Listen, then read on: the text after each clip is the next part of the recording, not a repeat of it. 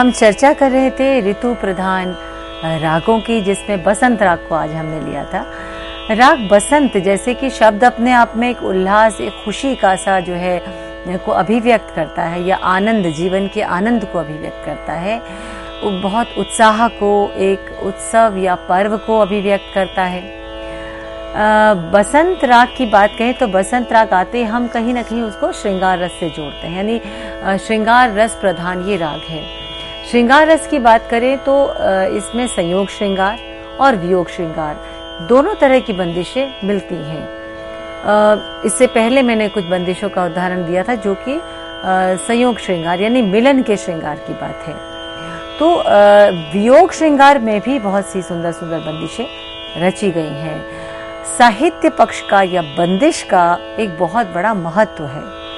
मैं जहाँ तक अपने विद्यार्थियों को जो बताती हूँ, या मैं खुद भी जो पसंद करती हूँ कि बंदिशों को बार बार गाना चाहिए, बंदिशों को उलटना चाहिए। पुराने ज़माने में जब रिकॉर्डर्स नहीं हुआ करते थे तो बंदिशों की जब बात आती थी तो जो कलाकार हुआ करते थे वो बंदिशों को उलटते रहते थे, यानी उनको बार बार पलटते रहते थे, बार बार उनको गाते थे ताकि वो उसको भूल न जाए।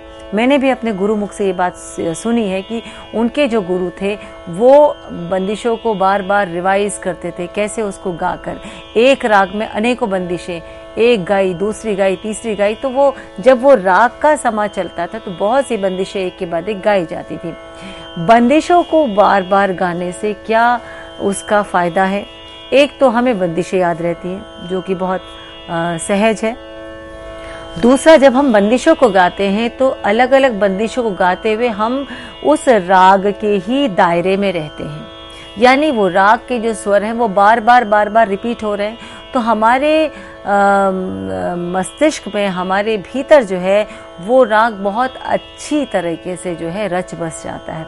फिर जब हम उसका विस्तार करते हैं तो हम उस राग के स्वरों से कहीं भटकते नहीं हैं।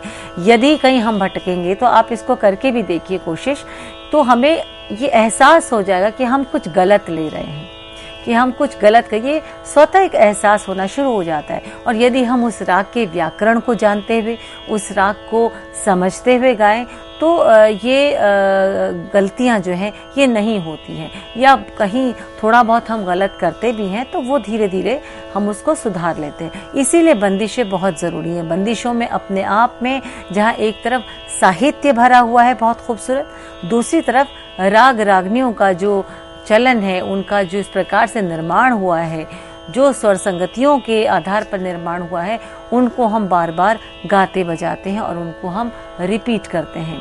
रिपीट करने से हम अपने आप में जो है राग को हम रिपीट करते हैं, राग को हम गाते हैं। आप देखिए बसंत जैसा राग एक बार में गाने से नहीं आएगा।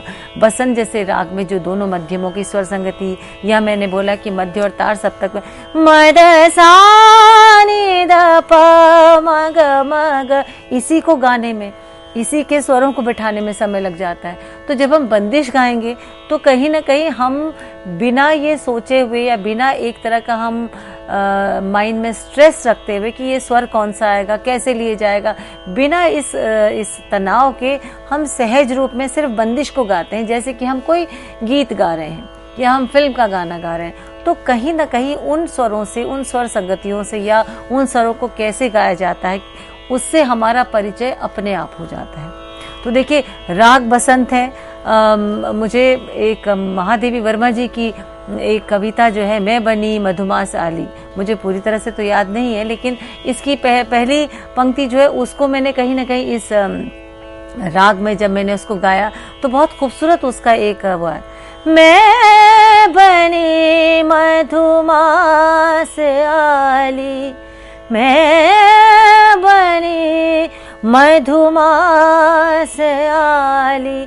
तो आप देखिए कि मैं बनी मधुमास आली, ये जो साहित्य है इस राग में बिल्कुल सही तरीके से बैठता है, और जो भाव कविता कहना चाह रही है वही भाव संगीत के स्वर जो हैं वो भी कहना चाह रहे हैं। तो कहीं उसमें श्रृंगार, लेकिन विरह का श्रृंगार कहूँ, या कहूँ कि जो गंभीरता जो है वो इस राग की आती है। और जो मध्य और ताड़ सप्तक में मैंने कहा कि राग का चलन है वो अपने आप में इस साहित्य को गाते हुए जो है अपने आप में वो आने लगता है। तो ये भी एक तरीका है, इसको आप करके देखिए, आपको अवश्य इससे फायदा होगा। अब मैं आपको दो ऐसे उदाहरण देती हूँ जो राग बसंत के का जो रस है, जो श्रृंगार रस है, उसके दोनों पक्षों को, यानी संयोग श्रृंगार और वियोग श्रृंगार, दोनों को सामने रखता है।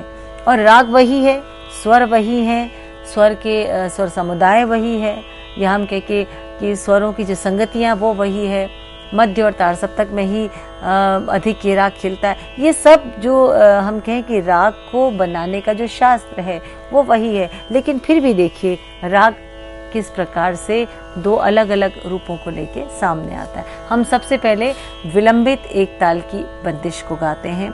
आप देखिए बंदिश विलंबित में है, हालांकि बसंत राग जो है वो जहाँ श्रृंगार की बात करते हैं, वियोग श्रृंगार में भी उतना ही खिलता है जितना कि संयोग श्रृंगार में। तो इस बंदिश से इसका उदाहरण जो है वो स्पष्ट सामने आता है।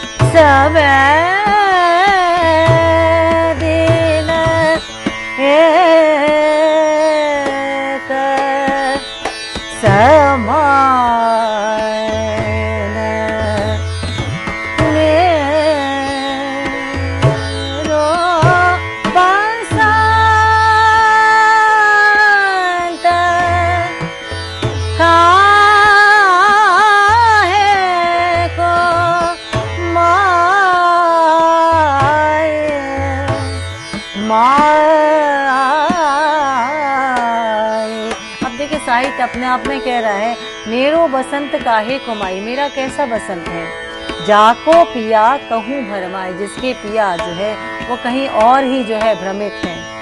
मोए सबे दिन एक समान, तो मेरे लिए सारे दिन जो है वो एक ही समान है। तो विरह का पक्ष यहाँ इतने सुंदर तरीके से जो है वो साहित्य में पिरो के प्रस्तुत किया गया है।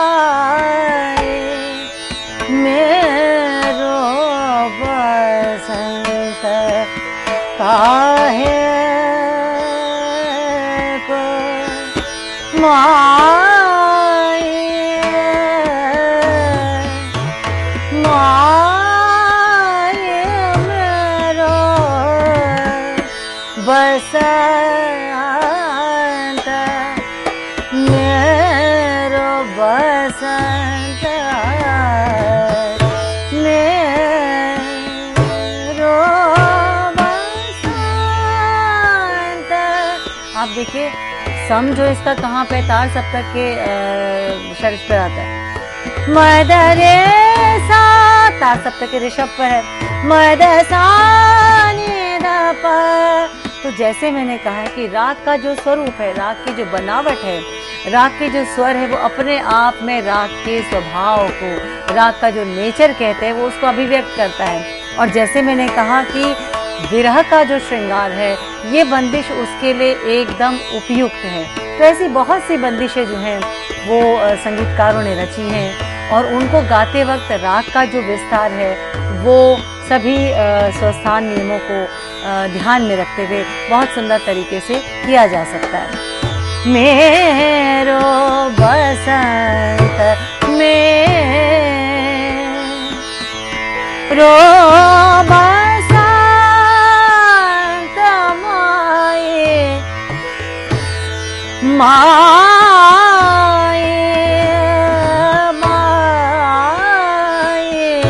विरहणी की जो एक पुकार है या उसका जो दर्द है, वो कहीं ना कहीं स्वर संगतियों से सामने आता है। मेरो बसंत माए माए माए माए मेरो माए मेरो बसंत काहे को माए मेरो मेरो मेरो मेरो बसंत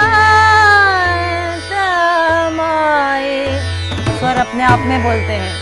मद सा नि ध प प म ग म ग। देखिए मंत्र में तो विस्तार हो ही नहीं रहा है, क्योंकि राग का जो विस्तार है, राग का जो एक शास्त्र है, वो अपने आप में कहता है कि मध्य और तार सप्तक में, तो तार सप्तक की षड्ज और तार सप्तक का जो कोमल ऋषभ है, वो अपने आप में उस भूख पुकार को कहें या विरह की जो फील है, जो भाव है, उसको अभिव्यक्त बहुत सुंदर तरीके से करता है।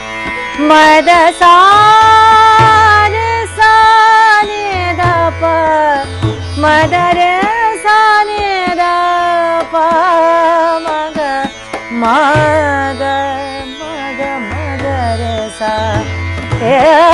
मेरो मेरो बसंत काहे को माए माए समा म ग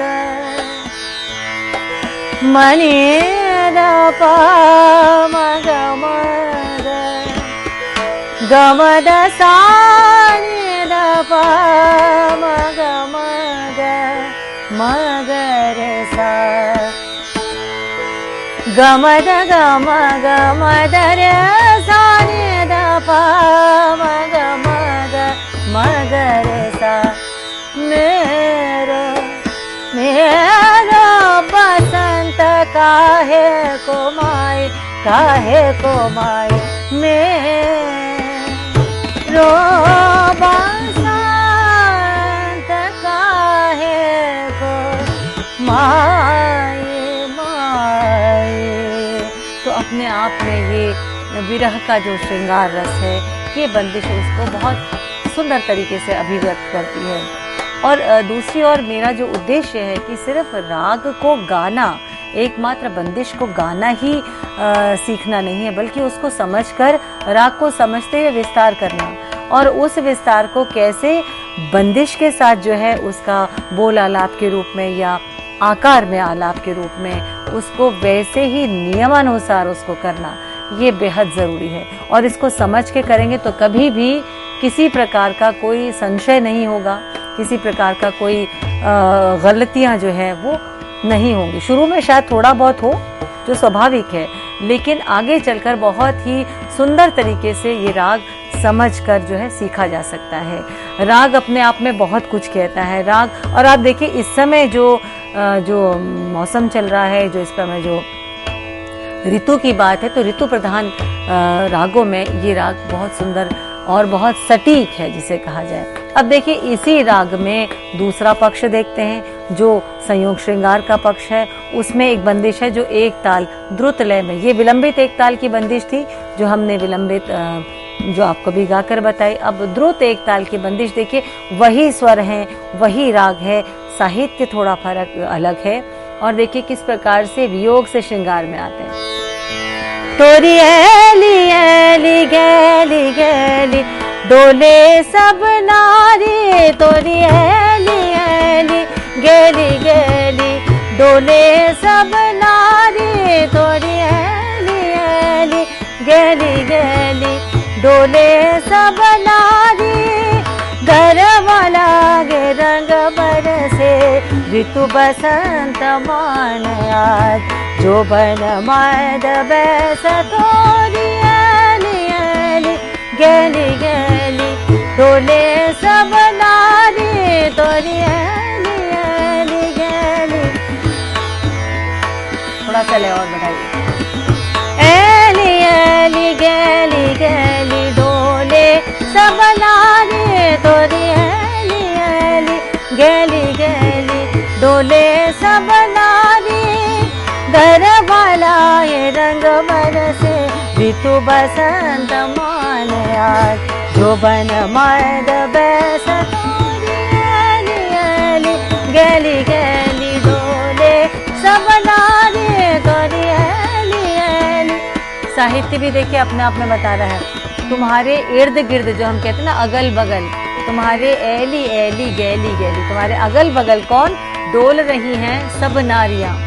गरबा लागे रंग बरसे, कोई तुम्हारे से गले लग रहा है और रंग बरस रहा है। ऋतु बसंत मान आज, ऋतु बसंत का जो रंग है उसको आज जो है आप मना रहे हैं। जो बन मद बैस, थोड़ा ऐसे में यौवन के मद में जो है चूर हैं सभी। ऐली ऐली गैली गैली डोले सब नारी, तोरी ऐली ऐली गैली गैली डोले सब नारी। सोरहो सिंगार करे आभरण, सोरहो सिंगार करे आभरण, पायल पहने पैंजन, पायल पहने पैंजन, गूंद गूंद लाई, गूंद गूंद लाई। अबीर गुलाल भर छोरी, तोरी ऐली ऐली गैली गैली डोले सब नारी, तोरी ऐली ऐली। देखिए साहित्य अपने आप में बता रहा है कि होली मनाई जा रही है। अबीर गुलाल की भरी झोली, झोली भर कर लेकर आए हैं। 16 श्रृंगार, हर तरह के जो 16 श्रृंगार जो कहते हैं उसको किया है। करे आभरण, आभरण आभूषण धारण किए हुए हैं। पायल पहने पैंजन, हाथ में भी आभूषण है और पैरों में जो पायल पहनी हुई है। गूंद गूंद लाए, कि फूल जो है वो गूंद गूंद कर लाए हैं। अबीर गुलाल भर जो, और साथ में क्या लेकर आए, अबीर गुलाल जो है उसकी भरी हुई झोलियां भर भर के लेकर आए। तो बंदिश अपने आप में कृष्ण का जो है गोपियों के साथ होली मनाने का जो एक दृश्य है उसको बताता हूँ। देखिए यहाँ पर संयोग श्रृंगार कितना सुंदर तरीके से उसी राग में, राग बसंत में जो है वो बताया गया है। तोरी ऐली ऐली गैली गैली डोले सब नारी, तोरी ऐली ऐली गैली गैली डोले सब नारी। गरबा लागे रंग बरसे ऋतु बसंत मान आज, गरबा लागे रंग बरसे ऋतु बसंत मान आज, जो बन मद बैस तोरी ऐली ऐली गैली गैली डोले सब नारी, तोरी ऐली ऐली गैली गैली डोले सब सब नारी, तोरी ऐली ऐली।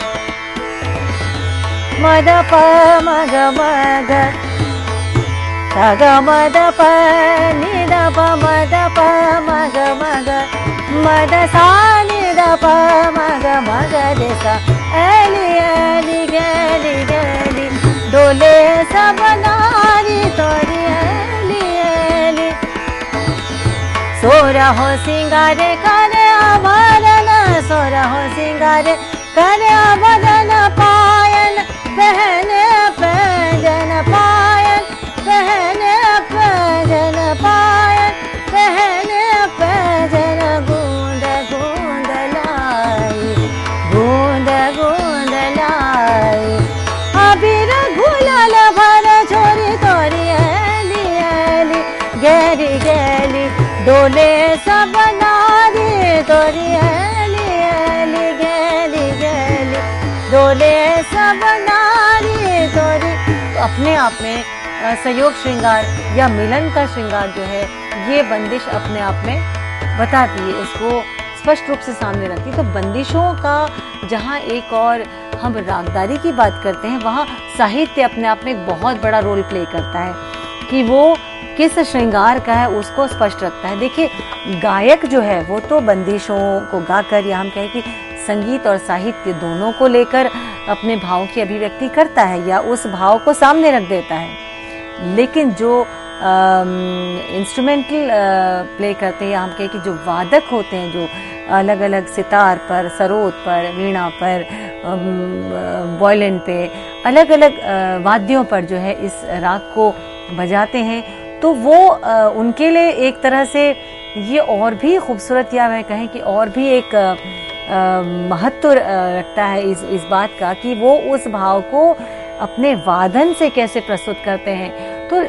इसका मतलब है कि जो साहित्य वो बिल्कुल सही बता देता है कि क्या दृश्य हो रहा है। हम यदि बसंत की बात करते हैं, लेकिन यदि साहित्य नहीं है और वाद्यों के द्वारा उसको बजाए तो भी उसकी अभिव्यक्ति, उसके स्वर जो हैं उतने ही खूबसूरत तरीके से जो है उस अभिव्यक्ति को, उस भाव को सामने रखते हैं। इसीलिए जब हम बात करते हैं कि ये राग है, इस राग के ये सुर हैं, तो वो स्वर की संगतियां उस राग को जो है वो खिलकर जो है सामने रख देती है। तो जहाँ विरह की बात है, विरह की बात भी सामने आएगी, हर्ष की बात है वो भी सामने आएगी, जहाँ पर श्रृंगार की बात आती है वो भी सामने आएगी, जहाँ पर किसी तरह के चंचलता की बात आती है वो भी सामने आएगी, माधुर्य की बात है वो भी सामने आएगी, मंद गति से गंभीरता से राग को आगे विस्तार करें वो भी सामने आएगी। कहने का तात्पर्य कि स्वरों की संगतियां किस प्रकार से प्रयोग की जाती हैं वो बहुत महत्व रखता है। और उस पर जब हम गायन की बात करें, बंदिशों की बात करें, क्योंकि मेरा फील्ड तो गायन का, इसलिए मैं गायन बंदिशों को गाकर आपको उदाहरण प्रस्तुत करती हूँ। तो गायन में ये समझ में आ जाता है कि जैसे कि बसंत की मैंने बात की, तो यहाँ होरी की चर्चा है, तो यहाँ पर होरी का एक दृश्य सामने है, यानी कृष्ण को एक उलाहना दिया जा रहा है या कि उस पर ताना कसा जा रहा है कि तुम्हारी तो दाएं बाएं जो है नारियां घूमती हैं, जो कि तुम्हें गले लगाती हैं, रंग तुम पर डालती है, अबीर गुलाल की झोलियां जो है वो भरकर लाई हैं, तुम पर रंग डाल रही हैं और तुम भी उनके साथ जो है होली का आनंद ले रहे हो। ऋतु बसंत का जो आगमन हुआ है उसका आनंद, उसका स्वागत करते हुए जो है आप आनंद ले रहे हो। तो इसका मतलब कि ये एक दृश्य को स्पष्ट करता है कि कृष्ण और गोपियों के बीच का जो दृश्य है उस पर कहीं जो है राधा उन पर कटाक्ष कर रही है, तो ये एक या हम कहें कि नायक को लेके नायिका कटाक्ष कर रही हैं, तो इस प्रकार की बंदिश में है। दूसरी बंदिश जहाँ हमने कहा फगवा ब्रिज देखने को चलिए, कि आमंत्रित किया जा रहा है कि चलिए हम सब ब्रज को देखने चलते कि ब्रज भूमि में किस प्रकार से होली मनाई जा रही है। या इससे पहले ऋतु बसंत मन भाई से, ऋतु बसंत हमारे हृदय को बहुत अच्छी लगी, हमारे मन को बहुत भागी, तो साहित्य अपने आप में बता रही है मैं बनी मधुमास आली। ये कविता का साहित्य जो है ये इन साहित्य से बिल्कुल अलग है।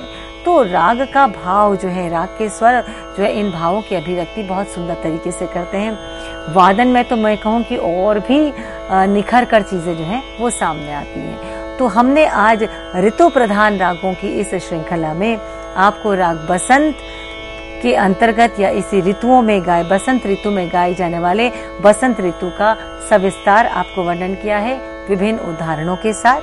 तो उम्मीद करती हूँ कि ये राग भी आपको समझ में आया होगा और आपने इन बंदिशों को सीखने के लिए भी आपको प्रेरणा मिली होगी। इसी के साथ आज का हम ये व्याख्यान यहीं पर संपन्न करते हैं।